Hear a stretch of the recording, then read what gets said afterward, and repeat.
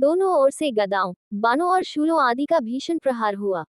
दैत्यों के तीक्ष्ण प्रहारों से व्याकुल देवता इधर उधर भागने लगे। तब देवताओं को इस प्रकार भयभीत हुआ देख गरुड़ पर चढ़े भगवान युद्ध में आगे बढ़े और उन्होंने अपना सारंग नामक धनुष उठाकर बड़े जोर का टंकार किया।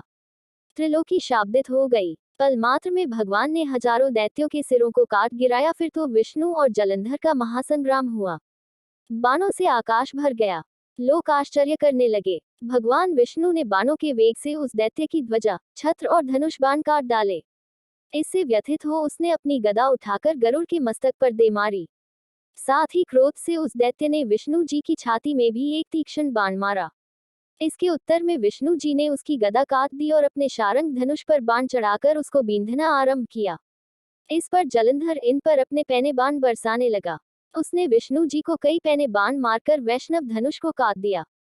धनुष कट जाने पर भगवान ने गदा ग्रहण कर ली और शीघ्र ही जलंधर को खींचकर मारी, परंतु उस अग्निवत अमोघ गदा की मार से भी वह दैत्य कुछ भी चलायमान न हुआ। उसने एक अग्निमुख त्रिशूल उठाकर विष्णु पर छोड़ दिया। विष्णु जी ने शिव के चरणों का स्मरण कर नंदन नामक त्रिशूल से उसके त्रिशूल को छेद दिया। जलंधर ने झपटकर विष्णु जी की छाती पर एक जोर का मुष्टिक मारा। उसके उत्तर में भगवान विष्णु ने भी उसकी छाती पर अपनी एक मुष्टि का प्रहार किया। फिर दोनों घुटने टेक बाहुओं और मुष्टिकों से बाहु युद्ध करने लगे। कितनी ही देर तक भगवान उसके साथ युद्ध करते रहे। तब सर्वश्रेष्ठ मायावी भगवान उस दैत्यराज से मेघवाणी में बोले, रण दुर्मत दैत्य श्रेष्ठ, तू धन्य है जो इस महायुद्ध में इन बड़े बड़े आयुधों से भी भयभीत न हुआ। तेरे इस युद्ध से मैं प्रसन्न हूँ, तू जो चाहे वर मांग। मायावी विष्णु की यही वाणी सुनकर जलंधर ने कहा, हे भावुक, यदि आप मुझ पर प्रसन्न हैं तो यह वर दीजिए कि आप मेरी बहन तथा अपने सारे कुटुंबियों सहित मेरे घर पर निवास करें।